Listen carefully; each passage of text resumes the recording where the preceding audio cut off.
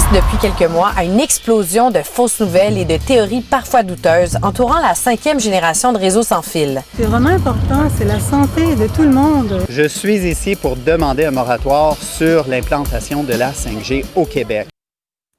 On revient donc sur un reportage que vous retrouvez ce matin dans le journal sur les fausses nouvelles et la 5G. Vous pouvez aussi voir le reportage sur Internet. Donc, Daphné Ackerby, qui est reporter vidéo chez Numérique, est avec nous. Bonjour. Bonjour. Bon, donc, selon vos recherches, est-ce qu'on peut affirmer que la pandémie a renforcé toutes les théories du complot qui circulent? Ben, c'est que la 5G, c'est un sujet complexe. Hein. C'est la 5e génération de réseaux sans fil et ça faisait déjà l'objet de beaucoup d'inquiétudes. Excusez-moi, je vois mes cheveux puis ça m'énerve. Donc, cette 5e génération de réseaux sans fil est arrivée, dans le fond, au Canada, a commencé à être déployée au début de l'année. Donc, c'est arrivé un peu en même temps que le début de la pandémie. Et là, il y a beaucoup de gens qui ont commencé à faire des liens. Et on dirait que durant le confinement, tout a explosé. Puis là, on a vraiment eu des théories tout à fait variées, là, que ce soit que la COVID et la 5G étaient liées, que la 5G est dirigée par un groupe, une élite mondiale qui veut surveiller, contrôler, rendre docile la population. Et donc, il y a beaucoup de gens à la base qui sont simplement inquiets ou qui veulent simplement avoir plus d'informations sur cette nouvelle technologie-là, qui se sont un petit peu fait aspirer par des théories du complot.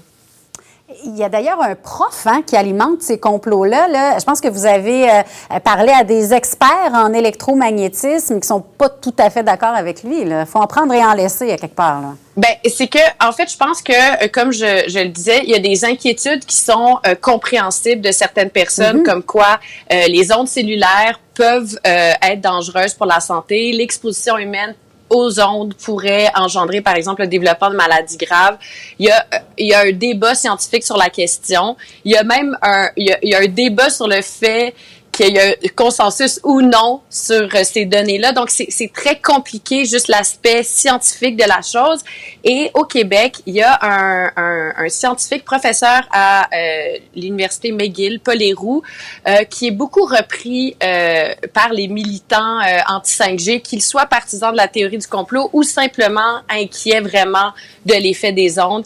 Et ce professeur-là est controversé dans la communauté scientifique. Là. Vraiment, ses propos sont vus comme incohérents, les résultats ou les études qu'il cite sont vus comme pas assez solides méthodologiquement pour être retenus. Donc, c'est un peu compliqué de comprendre si cette personne-là, c'est une bonne chose qu'elle s'exprime de façon aussi publique et aussi convaincante ou si c'est peut-être dangereux. Et là, on en profite de ce que j'ai compris aussi, les leaders d'extrême droite qui en profitent de ce moment-là pour y aller, pour recruter, pour faire du recrutement, là.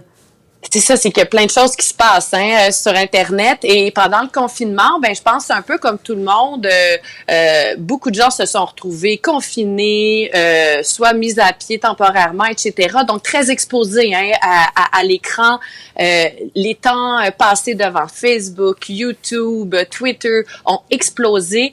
Et c'est là que, encore une fois, je reprends l'idée. Par exemple, je suis une mère de famille. Je me demande si les nouvelles antennes cellulaires qui vont être multipliées avec cette nouvelle technologie risquent d'être dangereuses pour mes enfants, pour moi. Je vais sur YouTube, je regarde une vidéo d'une source fiable, puis là, on me dirige vers l'algorithme m'incite à aller vers des vidéos un peu tendancieuses et je tombe tranquillement dans des théories du complot et je finis par y croire. Donc oui, les groupes d'extrême droite jouent sur ces plateformes-là les financent, les aident à leur financement du moins, et ils cherchent à avoir des gens qui vont adhérer à leur idéologie politique, entre autres.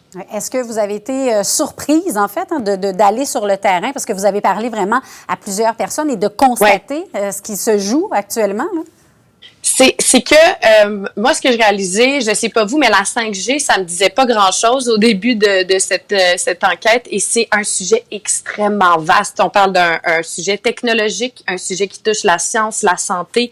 Puis là, avec les théories du complot, on voit qu'il y a toutes sortes de personnes. Donc, comme je vous disais, il y a des leaders d'extrême droite, des partisans de la théorie du complot, des électrosensibles ou des gens simplement inquiets pour les risques sur la santé, des scientifiques qui disent une chose et son contraire. Donc, j'ai trouvé ça extrêmement étourdissant.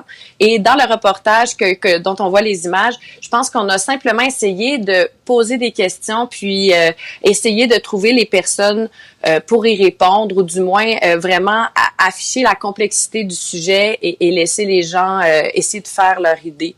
Donc voilà, j'espère que ça va pouvoir éclairer un peu les gens. Moi, ça m'a éclairé et je pense que bref, en conclusion, la 5G, c'est une technologie nouvelle qui est très prometteuse, hein, des téléchargements de données très rapides. Ouais. C'est ça. On parle des voitures autonomes, de la télémédecine, donc c'est beaucoup de choses. Puis, je pense qu'au final, les gens, la population a envie de discuter publiquement. Est-ce qu'on veut cette technologie-là? Est-ce qu'en tant que société, on veut vraiment se diriger vers ça? Alors, c'est pas mal ce que j'ai retenu, je vous dirais. Ce désir d'avoir peut-être plus de discussions avec les gouvernements et peut-être les compagnies de télécommunications, là. Ouais, plus d'informations, évidemment. Merci beaucoup d'avoir été avec nous. On invite les gens vraiment à consulter le dossier. Fort intéressant dans les pages du journal ce matin. Merci beaucoup, Daphné. Bien, ça me fait plaisir. Merci à vous. Au revoir.